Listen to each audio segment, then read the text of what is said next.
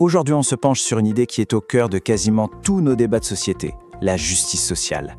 C'est un concept assez complexe, souvent source de tension, mais qui pose une question essentielle. Au fond, c'est quoi une répartition juste des richesses? Allez, on plonge directement dans le sujet.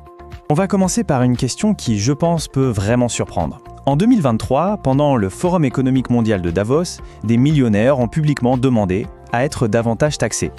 Ça va un peu à contre-courant de ce qu'on pourrait penser, non? Alors, qu'est-ce qui peut bien les motiver?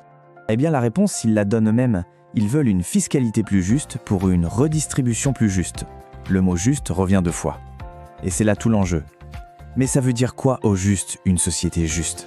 C'est ce qu'on va essayer de comprendre. Alors, il faut bien voir que cette demande, ce n'est pas juste un coup de communication.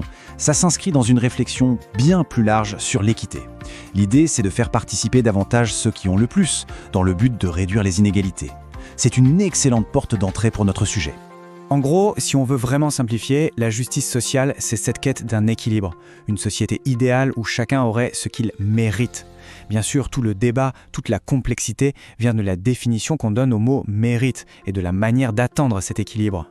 Et évidemment, c'est là que ça se corse, parce qu'il n'y a pas une seule bonne réponse, loin de là.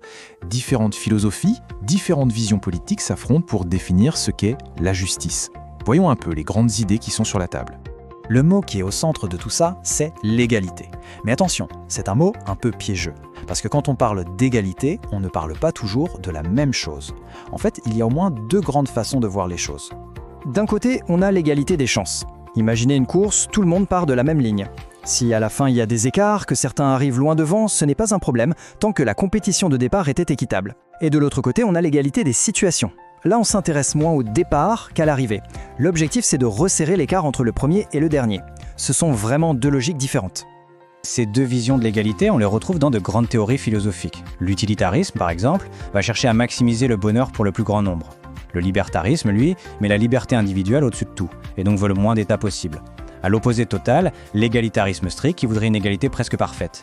Et entre les deux, on a l'égalitarisme libéral, une vision très influente qui essaie de concilier un peu tout ça. Et justement, pour réfléchir à ça, il y a une expérience de pensée qui est assez géniale, celle du philosophe John Rawls. Imaginez, on doit définir les règles du jeu pour une société, mais on ne sait pas quelle carte on va piocher. On ne sait pas si on va naître riche ou pauvre, homme ou femme, en bonne ou en mauvaise santé. D'après Rawls, dans cette position, sous ce voile d'ignorance, on choisirait logiquement des règles qui protègent au maximum les plus faibles. Juste au cas où, ce serait nous. Bon, à cette théorie, voyons comment tout ça s'est concrètement traduit dans l'histoire. L'évolution économique du dernier siècle, c'est une illustration assez fascinante de ce grand débat. Prenons l'exemple d'après-guerre. De nombreux pays ont mis en place des impôts très progressifs. Au Japon, c'est assez fou. Les taux sont montés jusqu'à 90% pour les plus hauts revenus. Et le résultat était spectaculaire. La part du patrimoine détenu par le 1% le plus riche a été divisée par 3 au cours du siècle. En fait, on peut voir l'histoire récente comme un grand mouvement de balancier. Avant 1914, une concentration extrême des richesses. Puis, entre 1950 et 1980, ce qu'on appelle les 30 Glorieuses, une forte baisse des inégalités.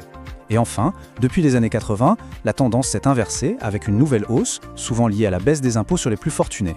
Ok, mais alors concrètement, comment on fait? Quels sont les outils à la disposition des États pour essayer d'agir sur cette fameuse justice sociale? Parce qu'il n'y a pas que l'impôt. L'outil numéro 1, le plus connu, c'est bien sûr la redistribution. Le principe est assez simple à comprendre. L'État collecte de l'argent via les impôts et les cotisations et il le réinjecte dans l'économie via des prestations sociales, retraite, santé, aide et des services publics comme l'école ou les hôpitaux. Et pour bien saisir à quel point cet outil est puissant, il suffit de regarder un chiffre. En France, si on ne prend en compte que les revenus du marché avant toute intervention de l'État, eh bien le niveau de vie des 10% les plus riches est presque 20 fois supérieur à celui des 10% les plus pauvres. C'est juste énorme. Et maintenant, regardez ce qui se passe après l'action de l'État, après la redistribution. Cet écart, il tombe à 5,6. Il est divisé par plus de 3. C'est ça qui montre de manière hyper concrète l'impact des impôts et des prestations sociales sur la réduction des inégalités. Mais attention, la redistribution, ce n'est pas le seul levier. L'État agit aussi en amont pour l'égalité des chances. Comment ? En garantissant une éducation gratuite, en luttant contre les discriminations à l'embauche ou au logement, ou même parfois avec des politiques de discrimination positive pour aider certains groupes à rattraper leur retard. Évidemment, si c'était si simple, le débat serait clos depuis longtemps. Dans la réalité, l'action publique en matière de justice sociale se heurte à plein d'obstacles, à des critiques, et c'est un équilibre très difficile à trouver. On parle souvent de la crise de l'État-providence. C'est une expression qui date un peu, mais qui est toujours terriblement d'actualité. Elle met le doigt sur les défis très profonds auxquels nos modèles sociaux sont confrontés. En gros, cette crise, elle a 3 visages. D'abord, un problème de financement. Avec la dette publique, c'est de plus en plus dur de financer tout ça. Ensuite, un problème de légitimité. Le consentement à l'impôt est fragile, il s'effrite. Et enfin, un problème d'efficacité. Malgré les sommes énormes dépensées, la pauvreté et les inégalités sont toujours là, ce qui interroge. Et parmi les critiques sur l'efficacité, il y en a une qu'on entend très souvent. Est-ce que l'aide sociale ne découragerait pas le retour au travail? En somme, est-ce que ce n'est pas un piège? C'est un concept connu en économie, la trappe à inactivité. L'idée, c'est un effet pervers possible. Si une personne gagne à peine plus en acceptant un travail qu'en restant aux aides sociales, l'incitation financière à reprendre un emploi peut devenir très faible. C'est un vrai casse-tête pour les politiques publiques. Au fond, on en revient toujours à la même question, à cet arbitrage presque impossible entre deux grandes valeurs, la liberté et l'égalité.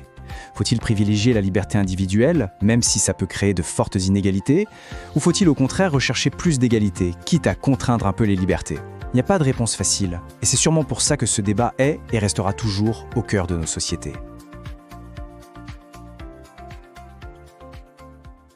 Par là. Vous avez aimé le contenu de cette vidéo? Vous êtes nouveau sur cette page? Ici, on apprend en kiffant, pas vrai?